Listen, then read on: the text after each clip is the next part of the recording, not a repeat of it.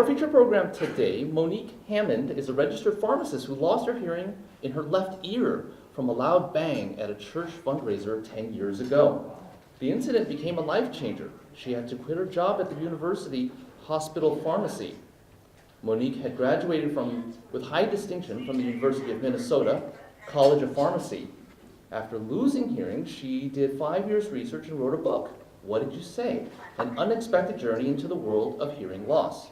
Monique was appointed by the governor to the Commission of Deaf, Deafblind, and Hard of Hearing Minnesotans, where she completed 2 terms as vice chair. She is also past president of the Twin Cities chapter of the Hearing Loss Association of America. Please put your hands together with a warm welcome for Monique.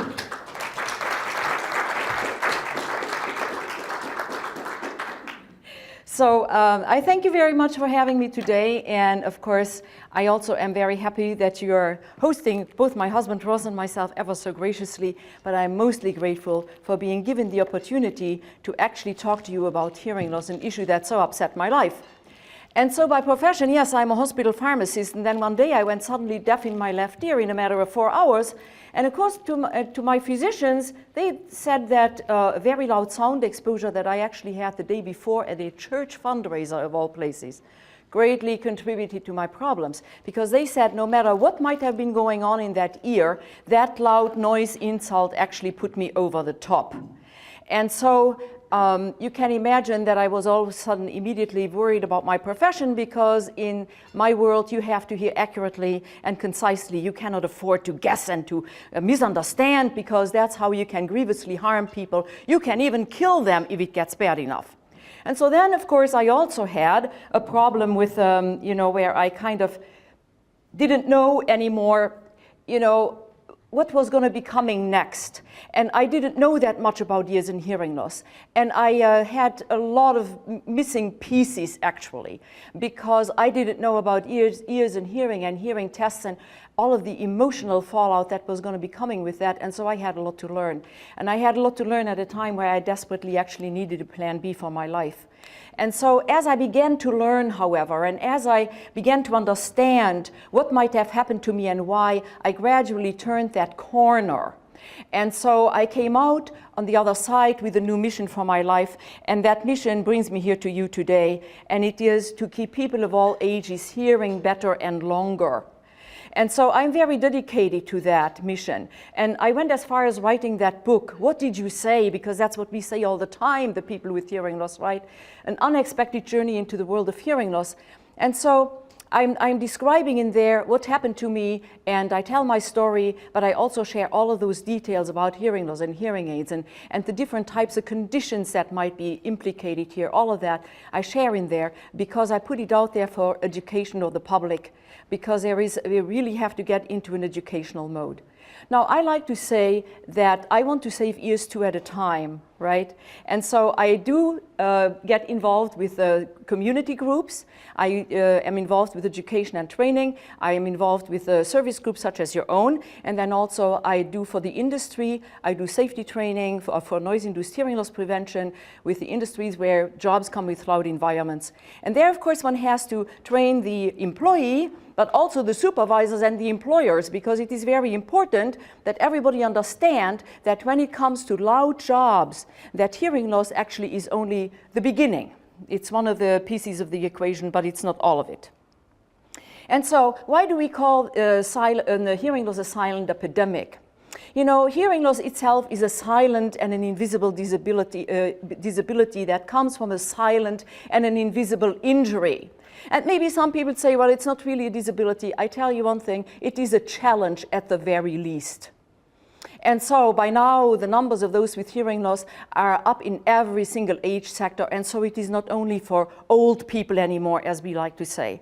Younger people are unfortunately getting increasingly into the mix. And so Johns Hopkins Medicine told us that by now 1 in 5 Americans age 12 and over has actually already hearing loss enough to interfere with daily communication. And so hearing loss is in itself a communication issue.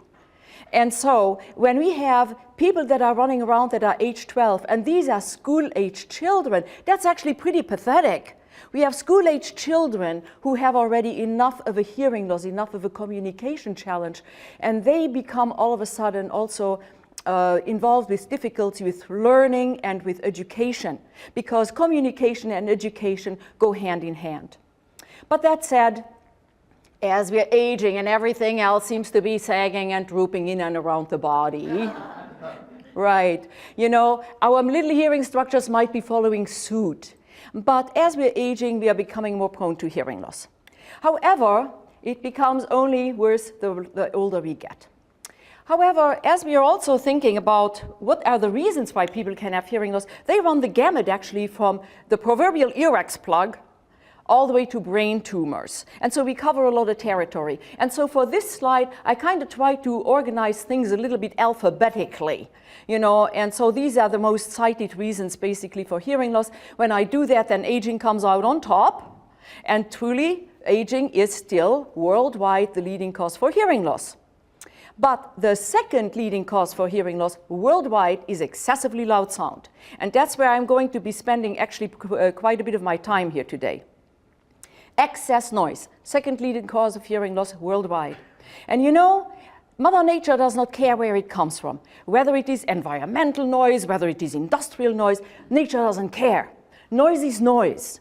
And so excess noise leads to something that is called noise-induced hearing loss.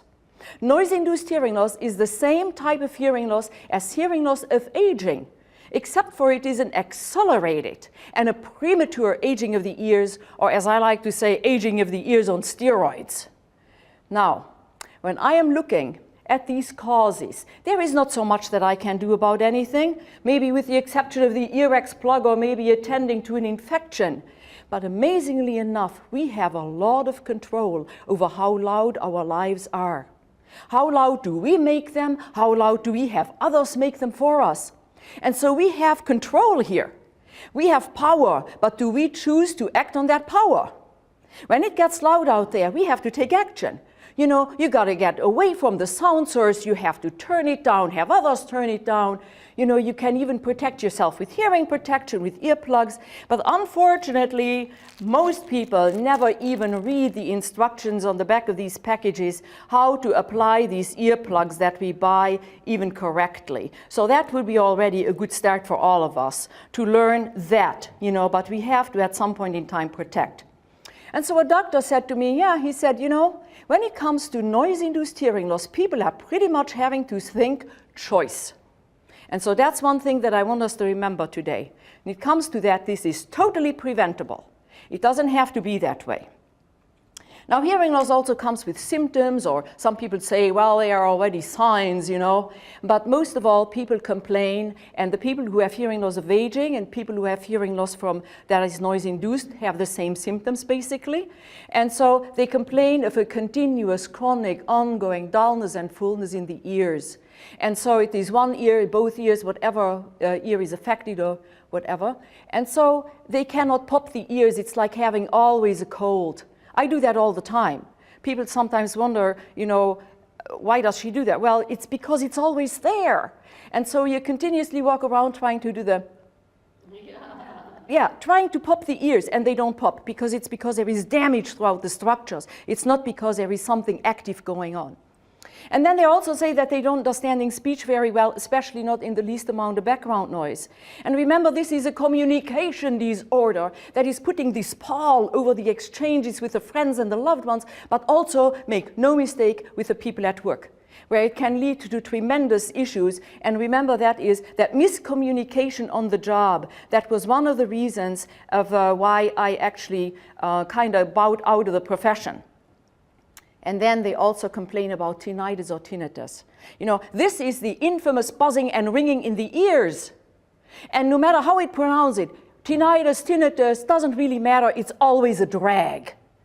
And so people with hearing loss particularly always say this, you know, that they have this going on. And there are actually quite a few reasons why we can have that buzzing and ringing in the ears. And so we should always check out what might be causing it. But in over 90% of the people, or the 90% of the cases, I should say, it is actually tied directly to some damage in the hearing structures, or already the first sign of hearing loss. And so when it comes to noise-induced hearing loss, you know, the cases are on the rise, and so the cases of tinnitus are on the rise, and we have actually children in the school, in the little schools, you know, like 6, 7-year-old kids who are telling the school nurses that they are hearing stuff, but there is nothing that causes it, and that's the definition of tinnitus. Buzzing and ringing or noises in the heads and in the ears, and however there is no visible or identifiable external cause. And so when we're coming out of the loud concert or the insanely loud movies where we spend again a whole Saturday afternoon even dragging the kids along, you know, when we're coming out of that and all of a sudden we have this buzzing and ringing in the ears and maybe also some stuffiness going along with it, we got the shot across the bow by Mother Nature. Because tinnitus is always a thing for worry. It is always a red flag. And so we kind of have to read that. And so, because actually it might be feeling like it's coming from the ear, you know, and mine, I have it 24/7, by the way, and mine is sitting here and I think it's this bee that I can just plug out of the ear, but it doesn't come from there. It actually comes from the brain. And so we have already kicked up that damage a notch or two, bam, bam. And so whenever Mother Nature is talking to us, then we should be taking that heed. And when we have those symptoms, it's time to quit the nonsense with the noise, like about right now, today, and this minute, because this is not getting any better. And what might be for some time or temporary, because then we go home and we freak out because we have all these symptoms, and then we might be giving the ears a rest, and then all of a sudden it gets a little bit better, and then we say, oh, it's getting better.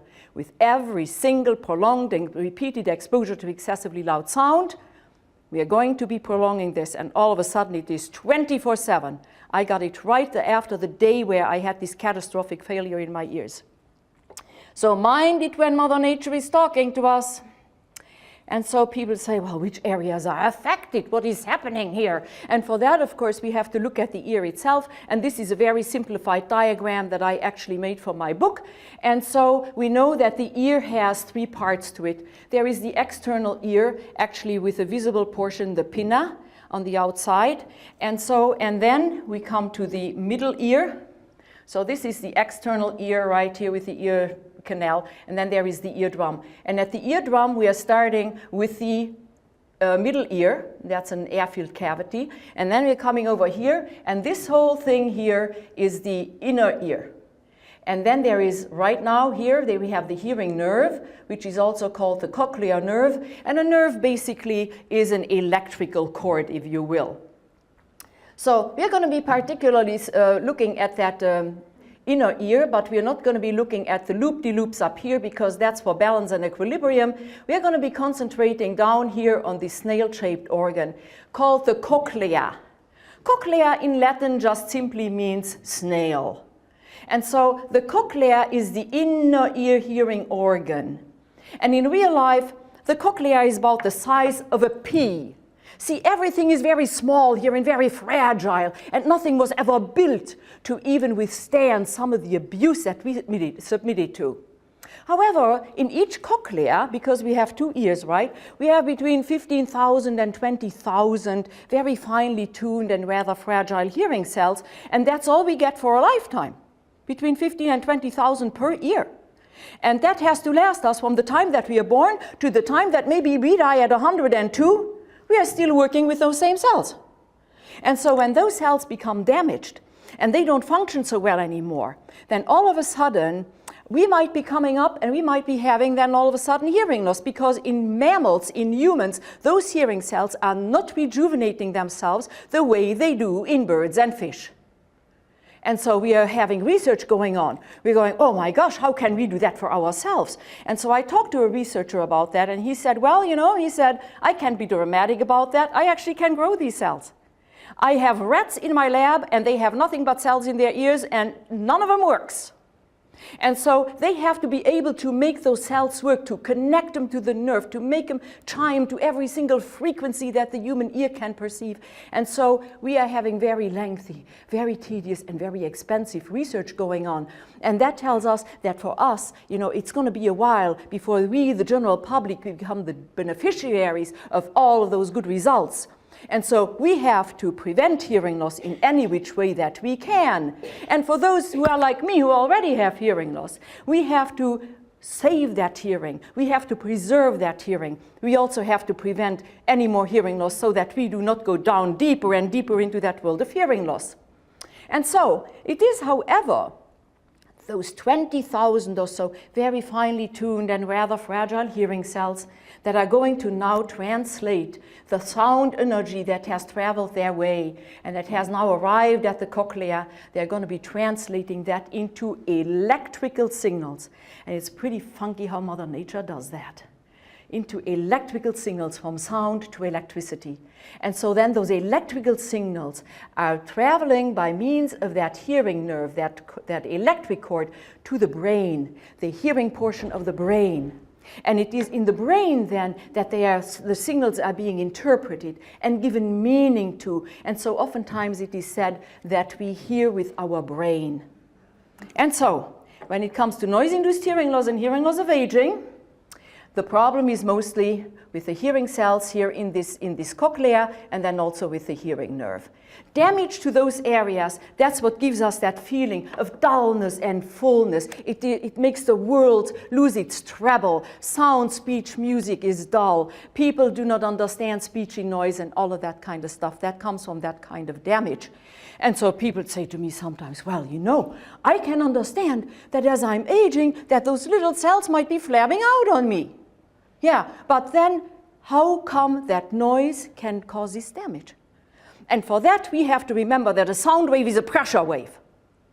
And it is that sound pressure that is giving sound its volume, its loudness, but it is also that sound pressure that becomes so tremendously toxic in the end.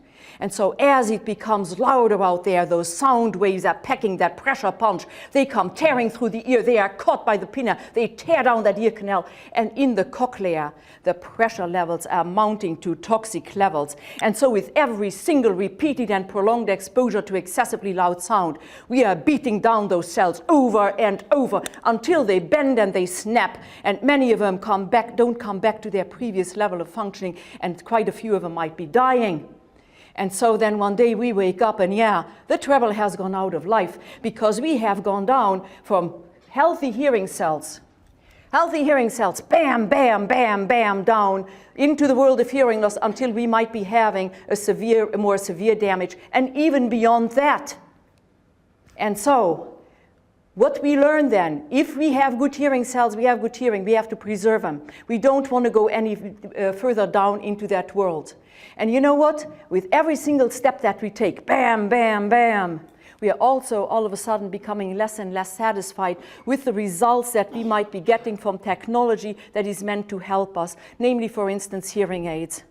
And you know, those things are really good nowadays. They are no longer grandpa's hearing aids. They are digital. They have Bluetooth. They can, many of them at least, they can stream between your hearing aids and the phone that is in your pocket and your computer. Pretty soon they're going to be turning on your coffee maker in the morning. They are so complicated. But you know, when it comes down to it, they are still aids. And an aid helps us make the most of the hearing that we have left. So what is the motivation here? We want to have as much left as possible for as long as possible. And we want to be within reach of the help that we can get, because sooner or later we probably might all be having some hearing loss, and we want to be reachable.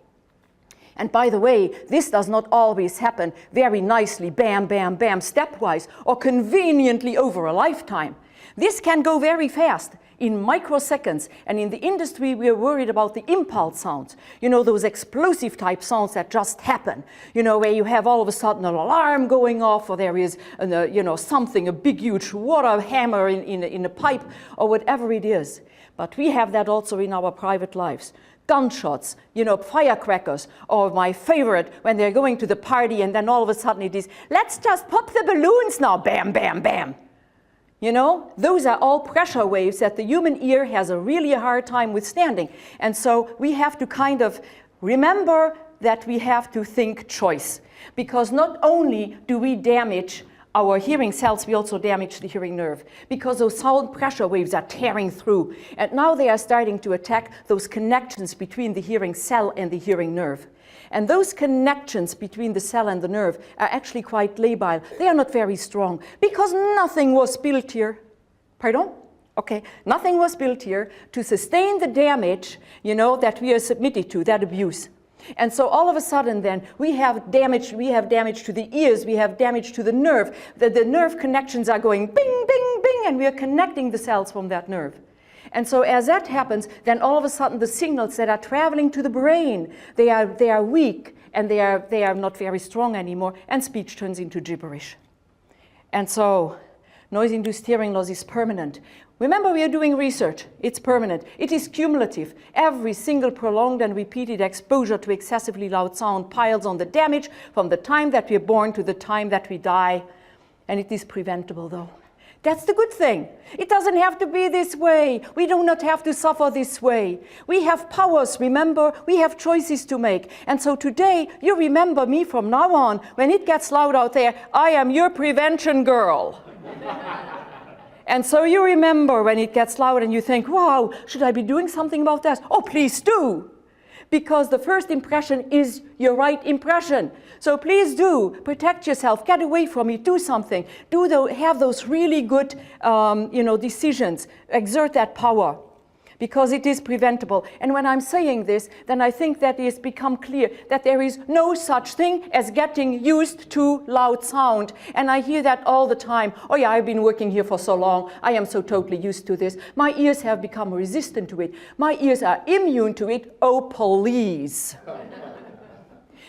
This is a toxic myth, an untruth that has to die in this room right now and this minute, and nobody who has been here will ever go and propagate that anymore. Because that's a toxic myth and an untruth. The only thing that the ears become to excessively loud sound is the deafer to it. Deafer and deafer and deafer and deafer. Until pretty much nothing bothers us anymore. But also life is not so much fun anymore.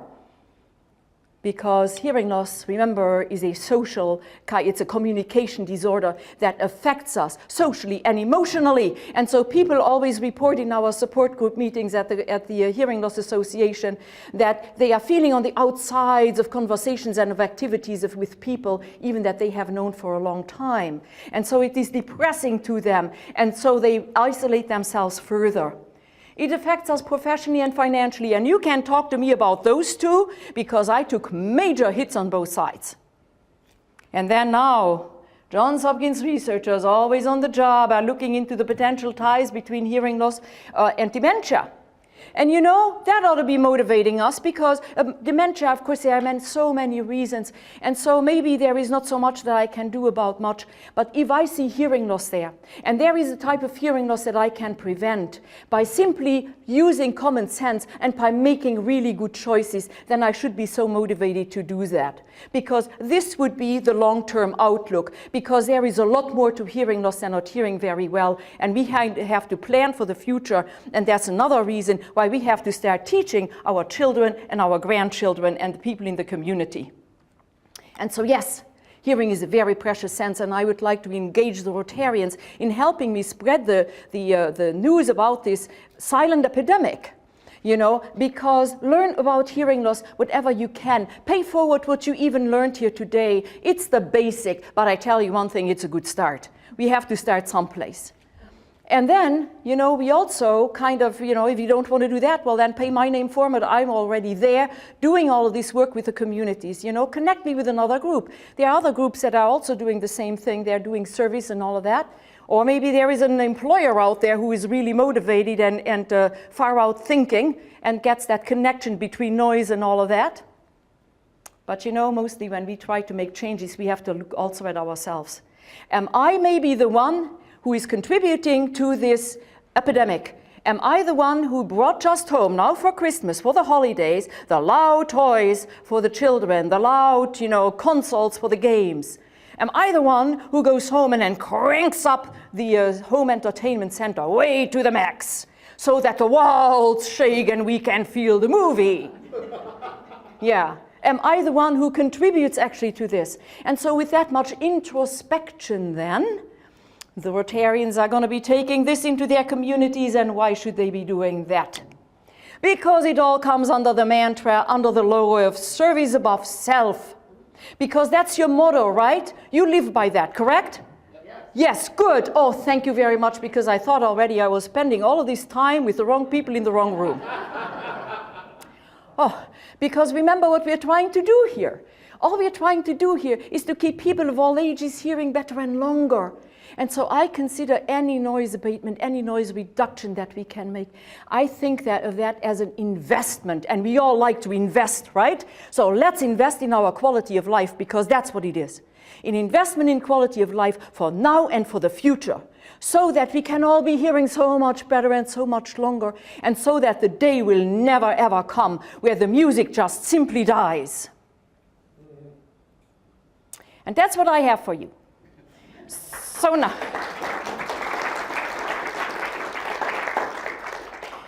yes, sir. I have two questions for you. The first question is, you mentioned that young children are going to school saying they have ringing in their ears. What is the most common source of hearing damage for young children?